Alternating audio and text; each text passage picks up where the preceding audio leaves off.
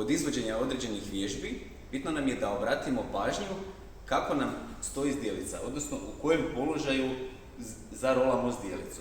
Primjerice, stojeći, kad radimo vježbe sa bučicama ili kad smo u plenku i skleku, bitno je da zarolamo zdjelicu prema naprijed, odnosno kao da podvinemo rep ispod sebe. Tako. I zatim čvrsto stisnemo trbušnjake, stisnemo mišiće stražnjice i na taj način fiksiramo donji dio leđa kako ne bi došlo do ozljede. Primjerice, kad radimo vježbe stojeći, zarolamo zdjelicu kao da podvinemo rep, stisnemo mišiće stražnjice i trbušnjake, koljena su malo savinuta i zatim bez bojazni da će doći do ozljede izvodimo vježbu.